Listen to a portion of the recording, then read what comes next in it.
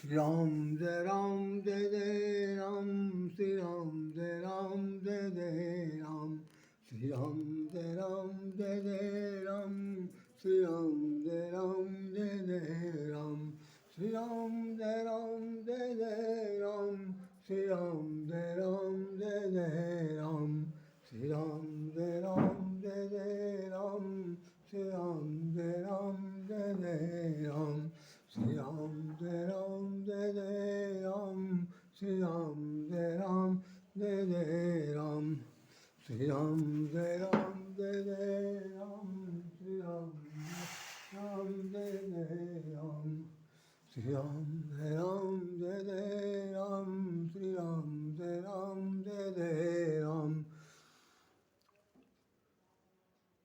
अपने धाम विराजेंगे श्री राम, ये पत्र की एक बहुत बड़ी विशेषता है जिसमें उन्होंने अपनी हेडिंग लगाई है। और साथ साथ ये भी कहा है कि पूरा शहर सज कर तैयार हो गया, कई मंदिरों में हो गई है प्राण प्रतिष्ठा, अखंड पाठ के बाद भंडारे लग रहे हैं, और लिखा हुआ है कि घर घर नगर आनंद बढ़ावा, घर घर नगर आनंद बढ़ावा, ये सबसे बड़ी महत्वपूर्ण बात है। इसी थोड़ा सा आज मैं जो कहना चाहता हूँ उस विषय पर। श्री राम जय राम, जय जय राम, श्री राम जय राम, जय जय राम, श्री राम जय राम, जय जय राम, श्री राम जय राम, जय जय राम। आज असल में जो एपिसोड मैंने अभी पिछले दिनों बनाने के लिए कहा था आपसे कि झोपड़ी के भाग जाग जाएंगे, राम आएंगे आएंगे, उसका दूसरा पार्ट अभी तक बाय द वे नहीं बन पाया, केवल हमारी इसी मोबाइल की त्रुटि की वजह से। लेकिन अभी अचानक मुझे थोड़ा सा एक संदर्भ याद आया जिसको मैंने कहा कि आप सब लोगों के सामने रख दूँ। केवल 5-10 मिनट का ये एपिसोड है, इसको आप सुन लीजिए। लेकिन वो प्रकरण बहुत ही विशालकाय है, उस पर हम हो सकता है कल निश्चित रूप से चर्चा करेंगे। आज हम हनुमान सेतु पर गए थे और वहाँ पर महाराज जी ने मुझे हनुमान जी की माला दी और कहा भाई मेरी तरफ से आपको बहुत बहुत आशीर्वाद, आप जिस तरह से चाहें प्रभु का नाम भजन करिए। तो राम के भजन के सिलसिले में इसमें जैसे ऊपर लिखा हुआ है कि घर घर आनंद बधावा, घर घर में आनंद बधावा।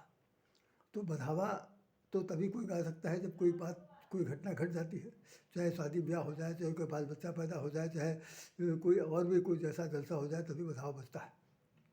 बधावा का दूसरा शब्द नाम है बधाई, बधाइयाँ। कोई जैसे हो तो अरे बधावा लाई ग्वालिनियाँ, ऐसे करके तमाम सारी गीत बहुत सारे गाए जाते हैं भगवान कृष्ण के जन्म के दिन पर, राम के जन्मदिन पर। और तो ठुमुक ठुमुक चले पैजनियाँ और बाजे, इस तरह करके तो हम सारे गीत गाए जाते हैं। क्योंकि संदर्भ इसी से मिलता जुलता है। तो मैं आपको एक बात सिर्फ बताना चाहता हूँ कि रामचरितमानस में एक चौपाई लिखी हुई है एक चौपाई लिखी है, उस चौपाई पर आप बड़े गौर से सुनिएगा। उस चौपाई का जो महत्वपूर्ण अर्थ है वो सिर्फ कितना है, उसमें उन्होंने एक चौपाई गोस्वामी ने लिखा है कि राम कथा सुंदर कर तारी। क्या करना है भाई? राम कथा सुंदर कर तारी, संशय विहग उड़ावन हारी। तो सबसे बड़ी बात यह है कि राम कथा को लेकर के, यद्यपि राम कथा मंदाकिनी चित्रकूट चिरचार, तुलसी सुबक स्नेह वन, श्री रघुवीर बिहार। राम कथा कलमल हरनी है। राम कथा जो है वो कालिका का एक स्वरूप है। राम कथा को बहुत ही ढंग से कहा गया और उन्होंने ये कहा कि भाई राम कथा जो है वो सत्किरण समाना, इन सब चीज़ों को वर्णन किया गया है। लेकिन मैं उन सब चीज़ों को नहीं करके सिर्फ इसी चौपाई पर 2 शब्द कह रहा हूँ कि उसमें एक खास बात बताई गई है कि गोस्वामी जी कहते हैं कि राम की कथा करो। अच्छा भाई करेंगे भाई, अव्वल तो बहुत से लोग इस चीज़ को नेगेटिव भी बहुत से लोग लेते हैं, बहुत से लोग इसका मतलब भी नहीं समझते। बहुत से लोगों के लिए केवल गान वादन का विषय है। लेकिन इस चौपाई का जो मूलभूत तत्व है, जिसके अंदर अर्थ छिपा हुआ, वो कह रहे हैं कि राम कथा सुंदर है। क्या है भाई, कैसी है? तो कोई अगर पूछे आपसे कि भाई राम कथा कैसी है, तो गोस्वामी जी कहते हैं आप बता दीजिएगा उनसे कि बहुत सुंदर है। कितनी सुंदर है? कि उतनी सुंदर है कि राम कथा सुंदर कर तारी है। अगर राम की कथा इतनी सुंदर है और अगर उसको करेंगे तो क्या होगा कि वो आप सबको, आपको, आपके ख़ानदान को, आपके पूर्वजों को, आपके वंशज को, आपके कुल जितने भी पीढ़ी दर पीढ़ी लोग हैं, सात पुरख हैं, सबको वो तार देगी। पहला तो उसका अर्थ यही है, तारी माने तारना। कि तो राम की कथा बहुत ही सुंदर है, और वो ऐसी सुंदर, जैसे आपने सुना होगा कि जब केवट ने राम को वो नदी से पार किया, गंगा नदी से पार किया, और उसने तुरंत पहले तो कठौता में पानी भर के लाया, उससे सब दोनों का हाथ, दोनों के पैर वैर सब धो धा लिए, प्रार्थना कर लिया। उसके बाद कह रहा है कि उसने अपने घर वालों को सबको ला करके कठौते में जो जल था धोया हुआ, उसको सबको पान कराया। गोस्वामी ने चौपाई लिखी है कि उसने अपने सहित सारे पितरों को तार दिया। इतनी बड़ी विशेषता है। तो राम के चरणों को धोने के बाद जब वो चरणामृत पीता है तो सारे पुरखों को तार देता है। यहाँ पर गोस्वामी जी कह रहे हैं कि सिर्फ कथा ही सुन लीजिए, और कथा ऐसी है, आप विश्वास मानिए उसको, आप ऐसे न मत लीजिएगा कि इतिहास के रूप में लिखा गया है, किसी को दुराग्रह के रूप में लिखा गया, या पूर्वाग्रह के रूप में लिखा गया, या भाई तुलसीदास जी ने अपने स्वांता सुखाए रघुनाथ गाथा के लिए लिखा। अरे लिखा चाहे जिस रूप में लिखा हो, हमें उससे अब कोई लेना देना नहीं। चौपाई सिर्फ इतना कहती है कि राम कथा कर, राम कथा कीजिए। क्यों कीजिए? क्योंकि सुंदर है। तो सुंदर कथा करने से क्या फ़ायदा होगा कि करतारी आपके करने से आपको पूरे ख़ानदान को सबको तार देगी। और ख़ास बात क्या, दूसरी अर्धाली चौपाई कहती है कि संशय विहग उड़ामन हारी। जो आपके मन में किसी प्रकार का कोई संशय है, किसी प्रकार की कोई भी दुविधा है, किसी प्रकार का कोई असमंजस है, किसी प्रकार का कोई मोह है, जैसे कि गरुड़ को मोह हो गया, और काकभूषुंडी को भी मोह हो गया, सती जी को मोह हो गया, तमाम सारे जितने लोग हैं सो महासक्त हो गए, और उन्होंने राम के बारे में पूछा, भरद्वाज जी ने पूछा, याज्ञवल्क्य से वो पूछते हैं। ऐसे रामचरितमानस के अंदर बहुत सारे प्रसंग हैं जहाँ पर कि मोह का बस, कि राम को सचमुच लोगों ने मनुष्य के रूप में स्वीकार किया, इस भगवान तो माना ही नहीं, चूँकि न मानने की वजह से उनको कष्ट बहुत ज़्यादा हुआ। तो जब गरुड़ और काकभूषुंडी का संवाद हुआ तो काकभूषुंडी ने तो पहले अपने बारे में खूब बता दिया कि भाई ऐसे ऐसे मेरे साथ हुआ।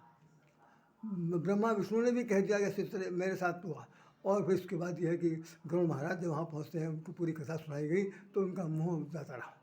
तो उन्होंने कहा है कि जो संशय विहंग है, आपके जीवन में संशय रूपी पक्षी है, वो क्या होगा? विहंग उड़ामन हारी। राम की कथा इतनी सुंदर है कि आपके कुल खानदान को तो तार देगी, और आपके मन मस्तिष्क में किसी भी प्रकार का कोई विकार होगा, कोई महाशक्ति वाली बात होगी, किसी प्रकार का असमंजस होगा, किसी प्रकार की नानुकुर करने की पहले से भावना मन में होगी और उस पर विश्वास नहीं होगा, तो ऐसी विश्वास न होने वालों के लिए गोस्वामी जी ने कहा है कि अगर आप ऐसा करेंगे तो सबसे बड़ी बात ये होगी कि आपका संशय रूपी विहंग, संशय रूपी पक्षी सदा के लिए उड़ जाएगा। अब यहाँ पर आप तारी शब्द को ले लीजिए। अब वो कह रहे हैं कि राम कथा करते समय तारी भूल जाइए। अब आपको क्या करना है कि राम कथा सुंदर कर तारी, सुंदर कर तारी, राम कथा सुंदर कर तारी, ताली बजाइए। ताली जब बजाएंगे, जब ताली बजाएंगे, खुशी मंगन से गाएंगे, तो निश्चित रूप से क्या होगा कि आपका संशय रूपी विहग पक्षी होता है, ताली बजा दिया तो अचानक ये हुआ कि अगर पक्षी कहीं सिर पर बैठा हुआ है, सिर पर होता है, जितने भी बुरा विकार हैं, जितने भी दुर्बुद्धि है, जितनी भी अल्पज्ञता है, जितनी भी कलुष कामना है, जितनी भी विश्वास को दिखाने वाली चीज़ें हैं, वो सब इसी भरी पड़ी है। तो कह रहे हैं इसके अंदर बड़ा बड़ा जो पक्षी बैठा हुआ है वो क्या होगा कि जैसे जैसे ताली बजाएं, ताली ताली जाओ, ताली जाओ, ताली जाओ, तो विहंग उड़ावन हारी। आपका पक्षी जो असमंजस वाला है, दुविधा वाला है, अविश्वास को जगाने वाला है, वो उड़ जाएगा। फिर क्या होगा? आपका जीवन धन्य हो जाएगा।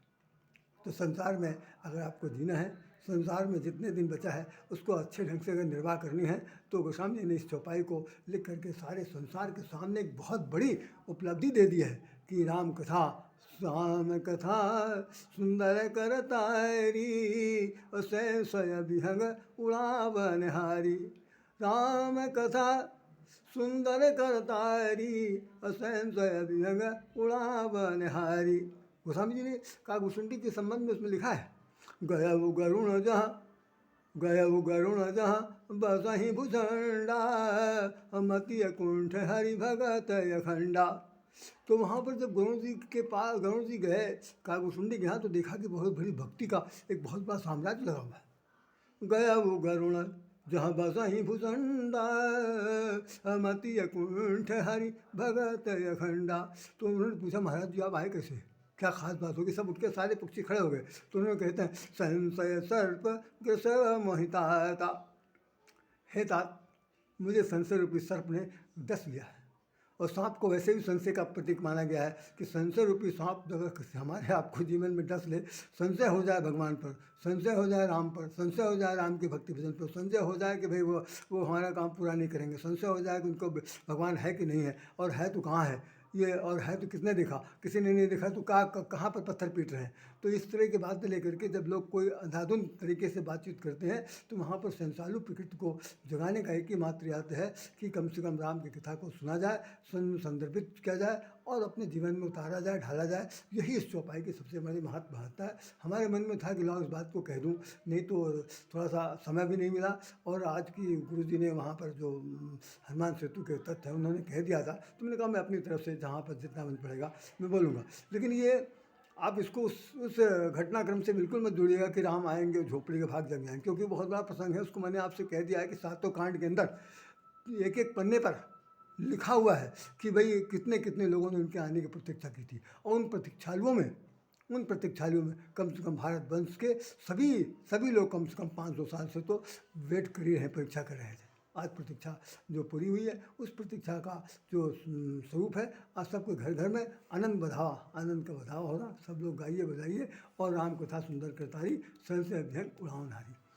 तो और मैं इस चीज़ को और आगे बढ़ाने से पहले मैं यही सब निवेदन करूँगा कि कथा को सुनने से पहले जैसे होता है, एक बड़ी बहुत सुंदर बात लिखी हुई है रामचरितमानस में कि भाई कहाँ पर सुनी चाहिए, कहाँ पर नहीं सुननी चाहिए।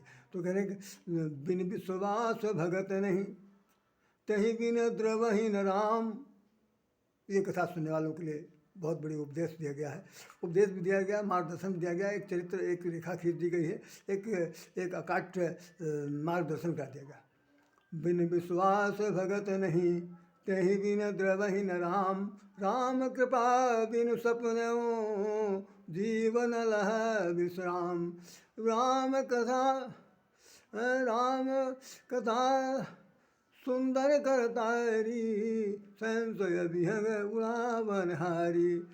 फिर से दोहा सुनिए। बिन विश्वास भगत नहीं, बिन विश्वास भगत नहीं, भक्ति नहीं तही बिन द्रवहि न राम। राम कृपा बिनु सपने जीवन विश्राम। वो कह रहे हैं कि बिना विश्वास के भक्ति नहीं हो सकती है, और बिना भक्ति के राम द्रवित नहीं हो सकते हैं। और जब भक्ति नहीं होगी और भक्ति के बिना राम द्रवित नहीं होंगे, तो आप इस विश्वास मानिए, जीवन का एक असंख्यों बार जन्म लेने के बाद जीव न लह विश्राम। जीव को संसार में कभी मुक्ति नहीं मिलेगी। वो जन्म मरण के जो भटकाव है, चक्रीय क्रम है, उसमें आएगा जाएगा, मरेगा जिएगा, लेकिन मोक्ष की प्राप्ति नहीं होगी उसे। उस सत्संग का जब तक प्रभाव नहीं मिलेगा, राम कथा का असली मतलब जब तक नहीं मालूम होगा, तब तक वो संसार में इसी तरह भटकाव की स्थिति रहेगा। तो जिन्हें जन्म मरण के चक्कर से मुक्त होना है, तो जीव न लह विश्राम के बात को किसी भी तरीके से प्रतिपूर्ति करनी है, उसको खंडन करना है। और खंडन तभी हो सकता है कि जब हम विश्वास जगाएं। तो राम के प्रति विश्वास जगाना, राम कथा के विश्वास जगाना, यही इस चौपाई का बहुत बड़ा महत्व है। तभी गोस्वामी ने कह दिया राम कथा करो। किस तरह सुंदर है वो, तो सुंदर है तो क्या करना है, ताली बजाना है। ताली बजाने से क्या होगा, जितने भी संशय रूपी पक्षी भाग जाएंगे। दूसरा क्या होगा, पक्षी भागने के बाद में पहले तो आपको राम कथा कहते ही आपके जीवन में तमाम सारे उल्खे पुरखे, आपका स्वयं का जीवन भी तर जाएगा। ये इसकी बहुत बड़ी विशेषता है। इन्हीं शब्दों के साथ राय श्याम राधे आप लोगों से हृदय से निवेदन करता है। और मैं समझता हूँ कि अगर मुझे मेरी बात ज़रा बहुत भी आपको प्रिय लगी हो तो आप इसे स्वीकारिएगा। मुझसे कोई अप्रियता शब्द कह दिया हो तो मैं उसके लिए क्षमा चाहता हूँ। लेकिन बस ये है कि राम कहत चलू, राम कहत चलू, राम कहत चलू, राम भाई रे।